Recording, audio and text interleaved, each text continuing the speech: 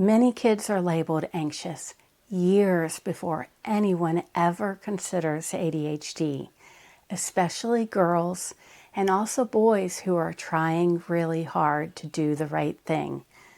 But here's something important you need to know. Anxiety is often the alarm, not the problem. The anxiety is real. It deserves to be taken seriously. But sometimes it's reacting to something underneath it, like forgetting, missing instructions, or your child not being able to show what they're capable of because ADHD symptoms keep getting in the way. Kids can look equally anxious on the outside, but what's driving that anxiety can be very different, and that difference matters. Hi, I'm Margot, and I'm a psychologist. I've worked directly with kids for decades, and now I focus on helping parents understand ADHD and figure out how to support themselves, their kids, and their families in ways that actually work in real life.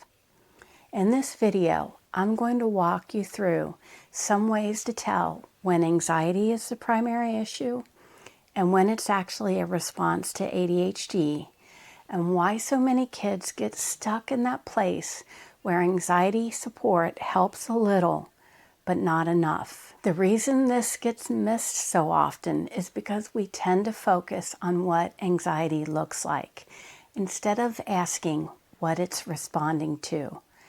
This is a shift that helps everything make sense. Anxiety isn't just a diagnosis, it's a signal. It's the brain's alarm system telling us that something feels too hard, too unpredictable, or too overwhelming. But the alarm doesn't tell us why it's going off. For some kids, it's reacting to fear. Fear about safety, uncertainty, or something bad happening. For other kids, it's reacting to repeated experiences of forgetting, falling behind, and trying hard without being able to really show what they know.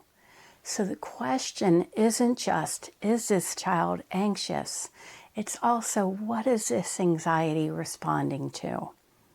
For many kids, anxiety develops over time in response to the stress of living with ADHD. You might hear worries like, what if I forget? What if I mess this up? What if I get in trouble again? So the anxiety organizes itself around performance and meeting others' demands. School, expectations, rules, getting things right. Even though the child's ability is there, they have trouble doing things consistently. When tasks feel unpredictable and overwhelming, pulling back makes sense. Anxiety here isn't a flaw. It's a very human response to being asked again and again to do things you're afraid you're going to mess up on. One important clue that ADHD is playing a central role is this: that anxiety gets better in more supportive environments. When structure is added and adults help carry some of the organization and memory load, these kids don't just function better, they feel better. The anxiety quiets, not because the child changed, but because the environment finally started matching how their brain works. In these cases, anxiety isn't the main problem. It's the emotional result of ADHD symptoms getting in the way day after day. Here, the worry usually comes first. A child may feel anxious even when tasks are well structured and support is available. The fear isn't connected to ADHD struggles or performance. You might hear worries like, what if I'm not safe? What if I can't handle how this feels? When anxiety is there without ADHD, anxiety-focused support tends to help much more. When the worry itself is addressed and kids learn how to manage it, functioning improves because there isn't an underlying executive function gap that's part of the ADHD, continuing to generate stress. This difference also helps explain something many parents experience. They do the right thing. They get help for their child for the anxiety. And often things do improve, at least a little. The child may feel calmer. The worry may lessen, sometimes in some situations. But tasks are still hard to start, and the child still isn't able to consistently show what they're capable of because the executive function demands haven't changed. When anxiety is being driven by ADHD, this makes sense. Anxiety treatment can help a child feel less overwhelmed emotionally, but it doesn't reduce the daily load their brain is carrying. The expectations are still there. The organization and follow-through still require more than the brain can reliably provide on its own. So the goal isn't to stop treating anxiety.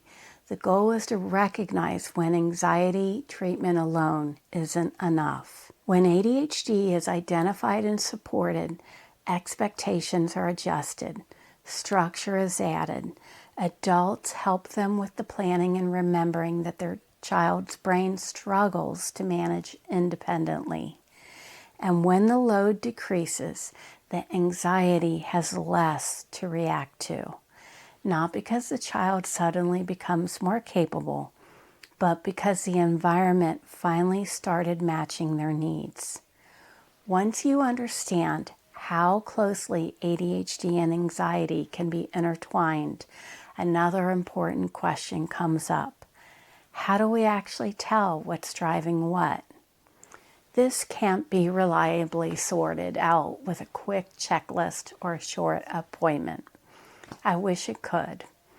But untangling ADHD and anxiety requires looking at patterns over time, how a child functions across different settings, and what changes when support is added. Pediatricians play an essential role in children's health, but they're working within real constraints. Limited time, a broad scope, and screening tools that aren't designed to capture nuance, especially when anxiety is loud and ADHD is quieter underneath. A more extensive evaluation looks more closely at executive function demands, emotional regulation, and the situations where anxiety either intensifies and gets worse or eases. This isn't about chasing a particular label. It's about understanding what's actually getting in the way, so the support fits the child instead of asking the child to fit the support. There's one more important piece to name. Some children genuinely have both ADHD and an anxiety disorder. In fact, this is very common with kids with ADHD. In these cases, anxiety isn't just a reaction to executive function overload, and ADHD isn't just quietly creating stress in the background. Each has its own pattern, and they can amplify each other.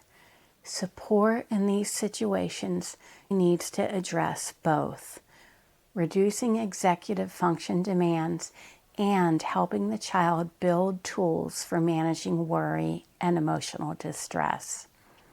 This isn't about making things more complicated. It's about being accurate, so support actually helps. If there's one thing I hope you take away from this, it's this. When we slow down and ask what a child's anxiety is responding to, we stop assuming it's about effort or motivation, and we start seeing the actual load their brain is carrying. And when kids feel supported, instead of constantly trying to prove themselves, something really important shifts. They don't just feel less anxious, they feel more capable. And if you've ever felt like your child hears you, but it still seems like they're not really listening, you're not imagining that. I have another video where I break down why kids with ADHD can look like they're ignoring you, even when they're actually trying hard, and what's really happening in their brains at those moments. Click right here to watch that next.